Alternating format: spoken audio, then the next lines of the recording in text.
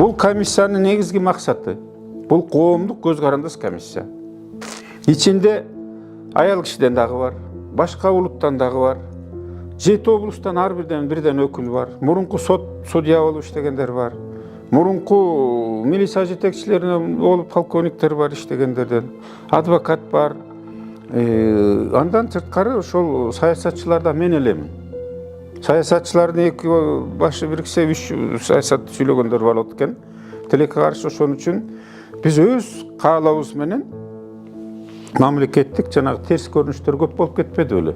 7 апрель июнь 10-жыл эле эмес, мына дача эмне болду эле. 2005-те дагы кишилер өлгөн. Эмнеге тарыхта айтылбай жүрөт? Акаев качып кеткендечи. Эки генералды жанагы Жанузаков менен тиги Чотбаевди аябай жанышпады беле. Ак үйдү басып алып өртөбөдү беле, ичинин баарын талаптанапчы.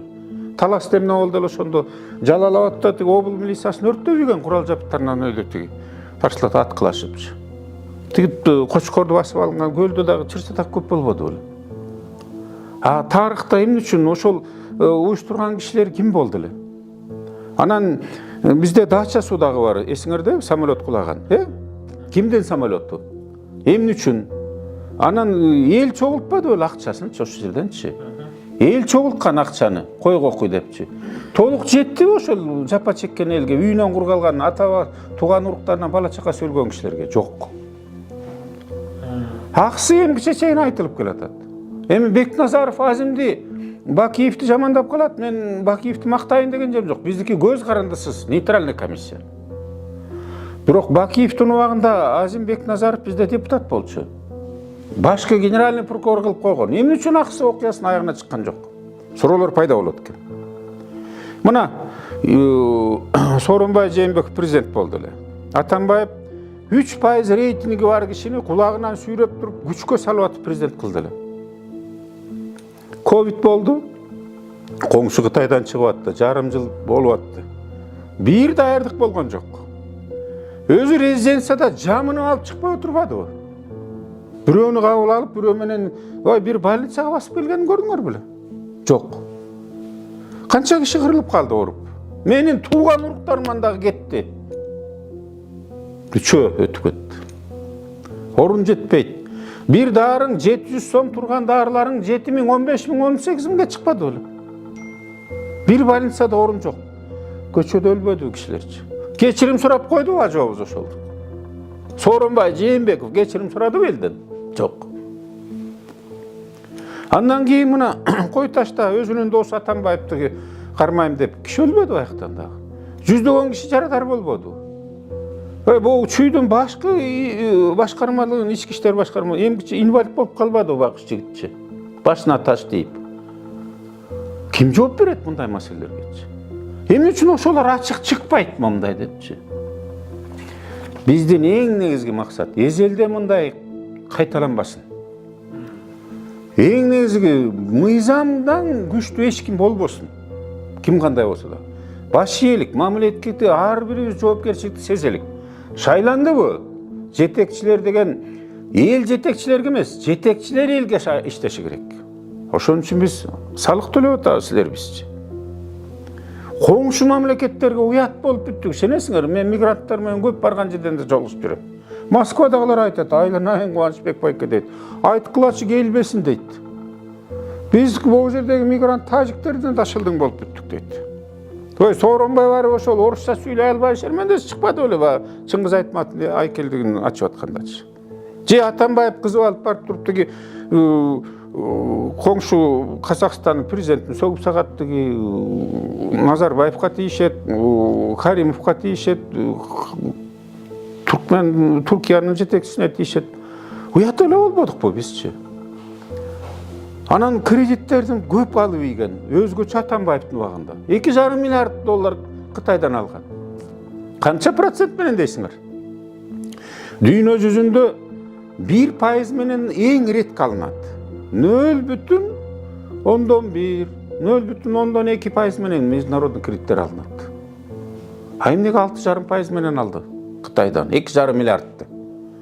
2,5 миллиард доллардан 2 тыйыны Кыргызстанга келген жок. Ошол жерден офшорго Твеяга которуп анан жасалган тетис эмне болду билесиңер да. Датка кемин керектүү стратегиялык. Бирок 1 километр зымды 1 миллион доллар менен списать этип атпайбы? Көчмөндөр оюнунда эмне гана кылган жок. Акчанын баары кетпеди. Бул музейди карагыла. Жыгачтан жасалган аттарды 27 000 евродан сатып келди деп өзүлөрү ит болбоду. Мамлекеттин акчасы да. Туркия бекер берген грант болчу бул музейгечи. Бирок ал келишим боюнча Туркия өкмөтү өзү ошол жасай турган подрядчиктерди алып жасатат болчу. Анан биздин берген эскиздер менен биздин берген материалдар менен өкмөттүн. Жок, анда жей албай калып атпайбы Атамбаевдерчи. Анан ал кой кереги жок деп туруп анан бюджетте миллиардтарды отоп кетпеди. Тетиске пласка опцияларды $670 албады, билесиңерби? Биздин комиссиянын максаты ушу элге, журтка ачык айрым чыгарышыбыз керек. Биз эмне үчүн 7 апрель менен июнь айына баштап атат? Эң трагедия болгон, эң жөн эле эмгиче чейин жан кеткен окуялар ушу 10-жылы болгон. Ошон үчүн биз 10 жылдан баштадык. Андан 5-жылга да өтөбүз, жана мен айткан маселелерди карайбыз. Жогорку кеңеште ошол эле Өмүрбек Текебаев, ошол эле Роза Отунбаева, Бекназаров, Темир Сариев бир топтор менен чогуу иштеген. Аласа бересем эч кандай жаманчылык ортобузда жок. Кескенде учурашабыз, керек болсо бир той-тоор өлүм житинде чогуу отуруп чай ичип калабыз. Адам катары, жаран катары ортобузда эчтеке жок. Бирок мыйзамсыз кылган иштерин мен жашыра албайм. Жаман көрсөзлөр билсин. Себебин айтып берейин.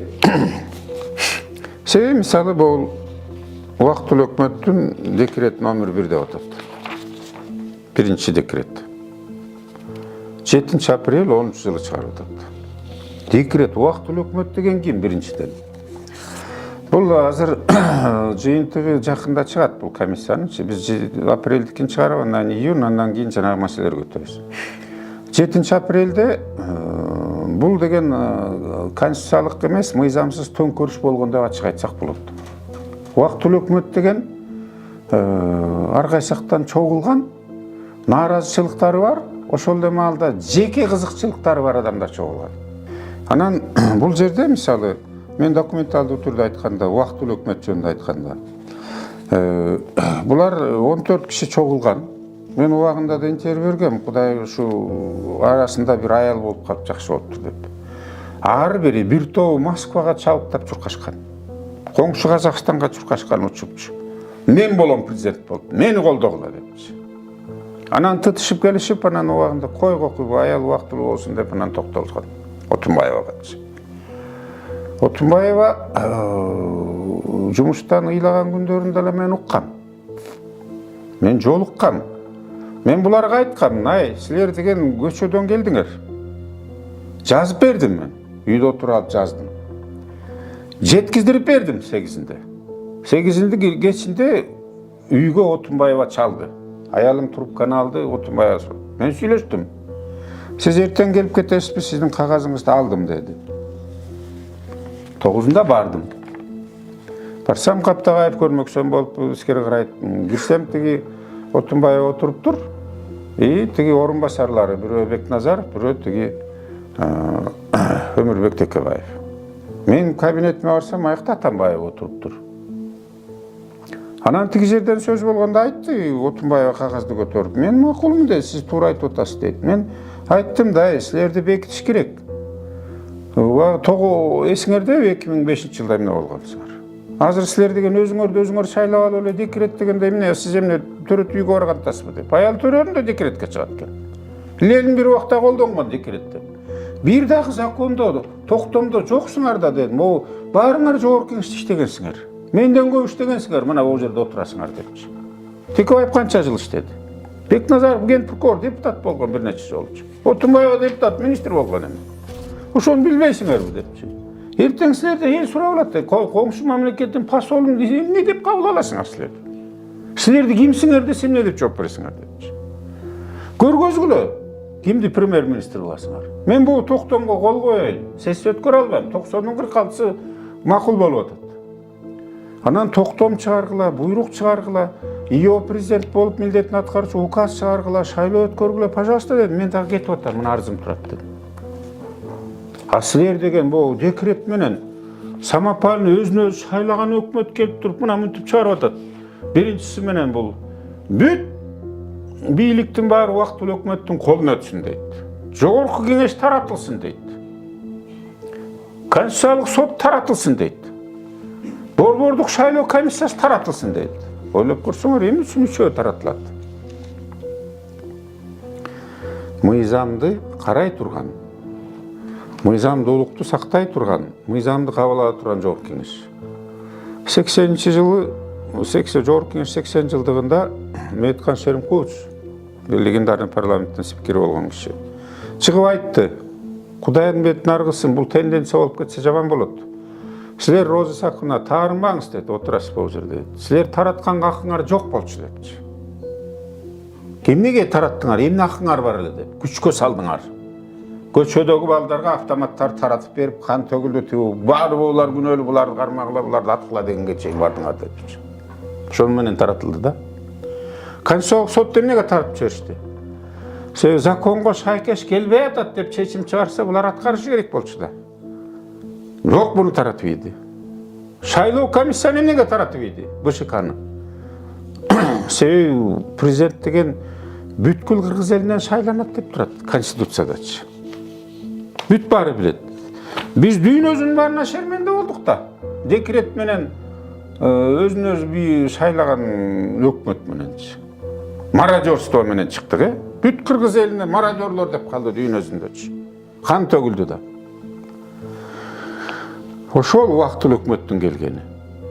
Болбой коюшкан ошондочу. Мыйзам чыгаруу бийлиги бул жогорку кеңеш. Жогорку кеңеш кабыл алгандан кийин президент кол койгондон ал күчүндө. Президент да аны жокко чыгара албайт. Закон жакшыбы, жаманбы, баарыбыз аткарышыбыз керек аны. А конституцияга шайкеш келбеген закондор иштебеши керек. А тигил закон, мисалы Кыргызстан өнүгүүсү жөнүндө закон турат. Экономикалык, социалдык өнүгүү жөнүндө. Декрет менен ал законду Роза Отунбаева токтотуп атат. Декрет менен. Андан кийин мамлекеттик өнүгүү фондусу деген бар. Закондун негизинде ачылган. Ошол жерде мисалы аккумулированный этиги Россиядан $300 миллион кредит алынган. Анын $188 миллион $700 000 еще калган болчу ошо банктачы. Андан кийин 1 миллиард 200 миллион нактагы кыргыздын сому менен дагы акча турган. Ошолорду мамлекеттик өнүгүү фондусун 2-чи декрет менен дагы жоюп атат. 3-чү декрет менен убактылуу өкмөттүн алдында фонд түзүп атат.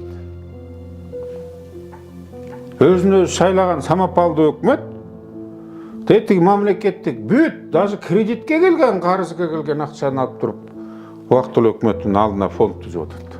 Эмнеге дебейсиңерби? Өзүлөрүнүн керек жарагына, өзүлөрүнүн бийлигин, самопалдуу, өзүн өзү шайлаган бийлигин сактап калууга, жана ары бери жүргөнгө. Мисалга, Улуттук банкка эч ким кирген акысы жок. Бул улуттук банк. Дүйнөзүндө улуттук банк. Андан сырткары мамлекеттик банктар азыр деле мисалы Айыл банк булар бар, РСК бар дегендейчи. Жеке менчик же биргелешкен чет элдик банктар бар азыр деле Кыргызстанда. Тигилер жанагы ячейкаларда 7-апрель, 8-апрелде тонолбоду бир топ акчалар. Миллиондогон долларлар, алтындар, монеталар, жана сомдор ячейкадан чыккан. Эсиңерде Бакыт Калыевден дагы 5 миллион чыккан. Качып кеткен Зарлыкович, Капар Зарлыкович, Курманалиев деген Тоген министрдин аялынын ячейкасынан дагы миллиондогон долларлар чыккан. Алтын слиткалар менен. Кайда кетти ошолорчу? Элдин баары билет. Силерден да көп эмелер чыгып кеткен. Ошондо ячейкалар тонолду депчи. Андан кийин ошол убакта калган акчалардын баарын улуттук банкка алып келишет. Жанагы убактылуу өкмөттүн алдына түзгөн фондко барып улуттук банкка эсеп кылсап ачылып туруп, буйрук менен булар ачтырып атат. менде Улуттук банктын төрагасынын орун басарынын дагы жазган кагаз турат. Баланча миллион түштү, баланча миллион турат, эмне кылалы депчи. Анан Розсаковна мындай эле кагаз менен айтып жазып берип атат. Мисалы Исмаил Исаковго $200,000 бергиле деп атат.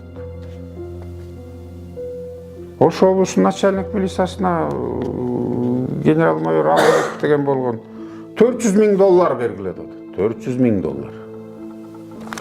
Каптагаевка 2 жолу берип атат. Бүт баралып атат.